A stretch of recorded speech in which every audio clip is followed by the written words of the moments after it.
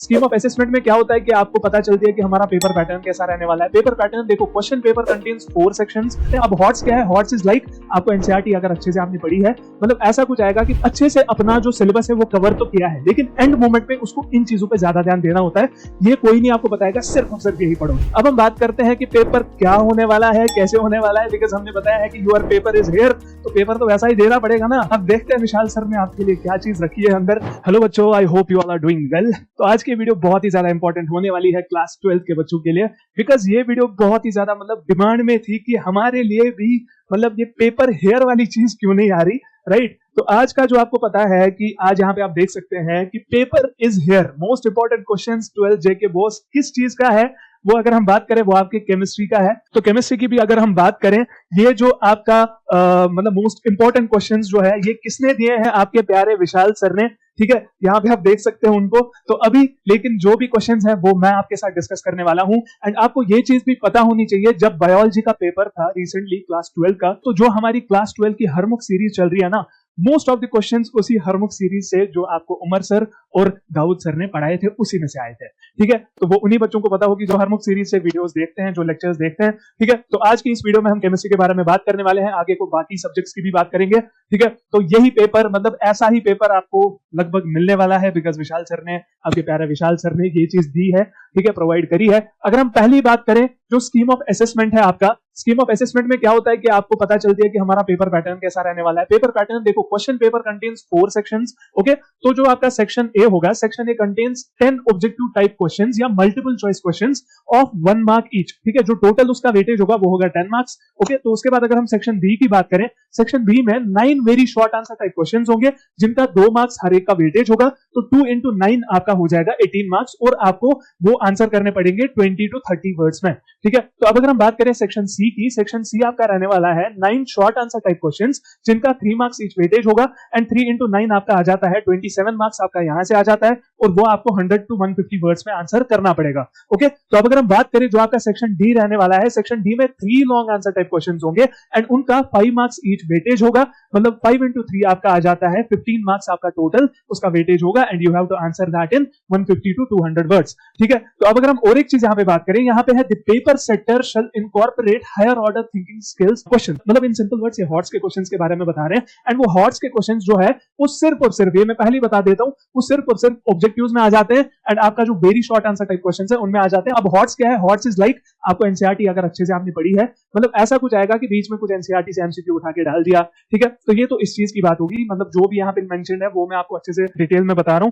अब हम बात करते हैं कि पेपर क्या होने वाला है, कैसे होने वाला है, बिकॉज हमने बताया है कि योर पेपर इज हियर, तो पेपर तो वैसा ही देना पड़ेगा ना। अब देखते हैं विशाल सर ने आपके लिए क्या चीज रखी है अंदर, ठीक है। तो अगर हम बात करें, ये है आपका सेक्शन ए, जो जिसमें आपका क्वेश्चन नंबर 1 कुछ ऐसा होने वाला है, ठीक है। तो ये जो भी आपके ऑब्जेक्टिव्स है ना, इसका आंसर मैं हर एक बच्चे से चाहूंगा कमेंट्स में दे, ठीक है। तो पहली जो आपका क्वेश्चन होने वाला है, that will be express the terms representing the following फॉर्मूले, मतलब number of moles of solute divided by volume of solution in litres, मतलब W। तो ये आपको देखो यहाँ पे, फिर अगर हम यहाँ देखें number of moles of solute divided by mass of solvent in KG, ये X। एंड अगर हम बात करें number of moles of component divided by moles in the solution है Y, and mass of component divided by mass of solution है Z, ठीक है। तो अब आपको यहाँ पे दिया है W, X, Y and Z। आपको देखना है कि कौन सा ऑप्शन बराबर इसके साथ मैच करेगा, मतलब W कौन सी फॉर्मूला को रिप्रेजेंट कर रहा है, whether it is molarity, molality, मतलब इन दो में ही एक ही चीज हो सकती है, राइट। तो उसी हिसाब से आपको देखना पड़ेगा, एंड उसी हिसाब से आपको ऑप्शन कोई सा भी टिक करना पड़ेगा, ठीक है। तो ये तो रही इस चीज की बात, आंसर आप नीचे कमेंट्स में दे दोगे, ठीक है। अब अगर हम नेक्स्ट क्वेश्चन की बात करें, while charging the lead storage battery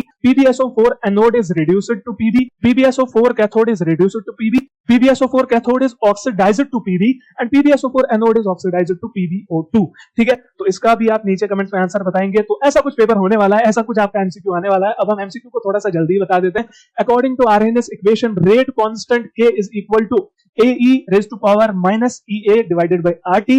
Which of the following options represents the graph of ln K versus 1/t? तो इनमें से कौन सा ग्राफ आपको लग रहा है कि वो इस चीज को रिप्रेजेंट कर रहा है, ln K versus 1/t को, ठीक है। तो नेक्स्ट क्वेश्चन की बात करें, it will be the second and third row elements of transition metals resemble each other much more than they resemble the first row because of. तो यहाँ पे आपके ये ऑप्शंस है, ये आपको ऑप्शंस पढ़ के आप देख लो अच्छे से। ये ऑप्शंस देखो, मेन चीज होती है ये जो इंपॉर्टेंट क्वेश्चंस दे देते हैं ना हम, इसका मतलब ये होता है कि बच्चे का हमें पता होती है कि उसने अच्छे से अपना जो सिलेबस है वो कवर तो किया है, लेकिन एंड मोमेंट पे उसको इन चीजों पे ज्यादा ध्यान देना होता है।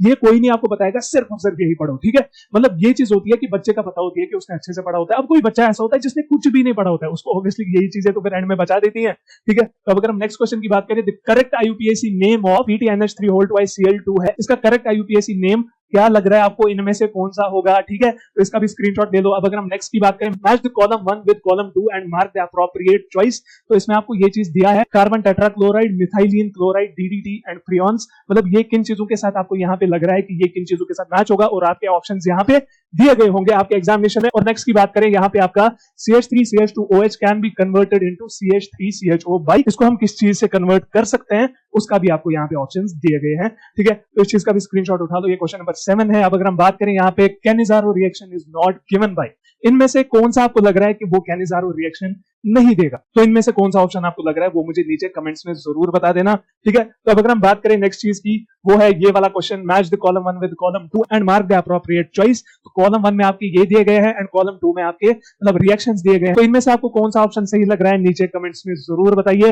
ठीक है। तो अब अगर हम बात करें नेक्स्ट क्वेश्चन की, ये तो लास्ट क्वेश्चन हो गया आपके सेक्शन ए का, तो ये भी match the column 1 with column 2 and mark the appropriate choice, तो इसमें भी आपको ये चीज देखने को मिलेगी। ऐसा कुछ क्वेश्चन आपको एग्जामिनेशन में देखने को मिल सकता है। बाकी मैं ये चीज बताऊं कि अगर आपको डिटेल में चाहिए ना इस चीज का लेक्चर, तो हर बुक बैच में आपकी डिटेल मैराथन्स दिए गए हैं, उसमें भी आपको इंपॉर्टेंट क्वेश्चंस मिल जाएंगे, ठीक है। तो अगर हम नेक्स्ट क्वेश्चन की बात करें, नेक्स्ट सेक्शन जो सेक्शन बी है, very short answer type questions, तो अगर हम बात करें इसमें कैसे क्वेश्चंस आ सकते हैं, that is draw the splitting of the orbitals in the octahedral field, ये question number 1।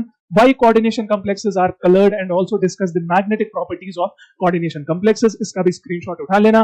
What is lanthanide contraction, ठीक है। What are similarities between lanthanides and actinides? Draw the resonating structure of chlorovenzene. How can you prepare picric acid from phenol, ये हो गया question number 6। Explain briefly the classification of carbohydrates. Write diazotization and coupling reaction of diazonium salts, okay, ये हो गया और एक question. And और एक क्वेश्चन की अगर हम बात करें, वो आपका यहाँ पे है, what do you mean by glycosidic linkage and peptide bond, ठीक है। तो ये चीज ऐसे आपको क्वेश्चंस वहां पे मिल सकते हैं। अब अगर हम नेक्स्ट सेक्शन की बात करें बच्चा, तो यहाँ पे सेक्शन सी की अगर हम बात करें, सेक्शन सी में आपको शॉर्ट आंसर टाइप क्वेश्चंस मिलने वाले हैं। तो शॉर्ट आंसर टाइप क्वेश्चंस की भी बात करें तो कुछ ऐसे देखने को मिलेंगे आपको, ठीक है। तो 9 शॉर्ट आंसर टाइप क्वेश्चंस होंगे। Explain the Faraday's first and second law of electrolysis, what do you mean by colligative properties and explain briefly any two, मतलब मुझे तो लगता है भाई ऐसा ही पेपर आने वाला है, ठीक है। तो differentiate between ideal and non ideal solution, ये क्वेश्चन तो रिपीट होता रहता है भाई, इसमें क्या करना है, देखो मेन चीज डिफरेंशिएट वाले क्वेश्चंस में अच्छे से ये चीज करना कि यहाँ पे अगर एक पॉइंट लिख रहे हो, यहाँ पे भी एक पॉइंट लिखना, मतलब ये अलाइनमेंट बराबर होनी चाहिए। और अगर ये 3 मार्क्स का क्वेश्चन होगा ना, तो इसमें 4 से 5 पॉइंट लिख लेना, ठीक है। तो ये तो नहीं इस चीज की बात। कंप्लीट द फॉलोइंग रिएक्शंस, तो यहाँ पे आपको ये चीज दी गई होगी, आपको ये कंप्लीट करनी पड़ेगी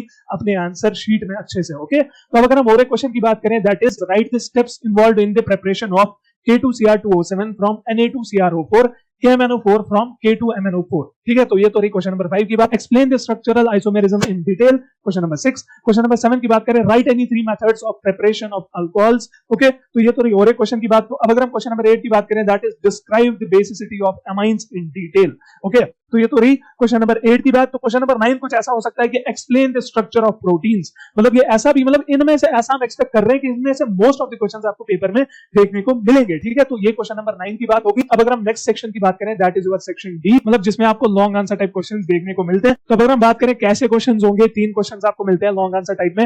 explain the following terms, corrosion and its prevention, construction and working of galvanic cell, ये तो हो गया एक क्वेश्चन। तो अगर हम बात करें नेक्स्ट क्वेश्चन की, explain the following in brief, Nernst equation and what are its application, ठीक है। स्टैंडर्ड हाइड्रोजन इलेक्ट्रोड, ठीक है। तो इसमें और है बीच में, either you can attempt this one और दिस वन, ओके। तो ये तो रही एक क्वेश्चन की बात। अब अगर हम नेक्स्ट क्वेश्चन की बात करें, that is describe the following Cannizzaro reaction, Clemmensen reduction, Wolff-Kishner reduction, aldol condensation and HBZ reaction. और यहाँ पे और है, right any 5 chemical reactions and methods of preparation of carboxylic acid, तो ये आपका और में देखने को मिल सकता है वहां पे क्वेश्चन, ठीक है। तो अगर हम बात करें नेक्स्ट क्वेश्चन की, वो है derive integrated rate expression and half life time for first order reaction, और उसका पार्ट भी होना चाहिए ऐसा कुछ कि एक्सप्लेन कोलिजन थ्योरी ब्रीफली। तो ये तो रहा एक लॉन्ग आंसर टाइप क्वेश्चन। इसमें और है बीच में कि describe the following molecularity of reaction and why is the probability of reaction with molecularity high than three is very rare. ये हो गया एक पार्ट। एंड अगर हम बात करें कंसेप्ट ऑफ एक्टिवेशन एनर्जी, ये हो गया दूसरा पार्ट आपका लॉन्ग आंसर टाइप क्वेश्चन का। ठीक है, तो ये था आपका योर पेपर इज हेयर वाला concept for chemistry class 12। I hope कि ये क्वेश्चंस को आप अच्छे से प्रैक्टिस करेंगे, जहां पे याद करना हो वो याद करेंगे, समझ के याद करेंगे। ठीक है, तो बाकी सब्जेक्ट्स के लिए भी आपकी ऐसी वीडियो आ रही है। ठीक है, तो नीचे मुझे कमेंट्स में एक तो इस चीज का आंसर दे देना, और हर एक बच्चा नीचे कमेंट्स में जरूर लिखेगा कि I will give my best. तो बाकी हम मिलते हैं आपके नेक्स्ट पेपर के टाइम, तब तक के लिए गुड लक एंड टेक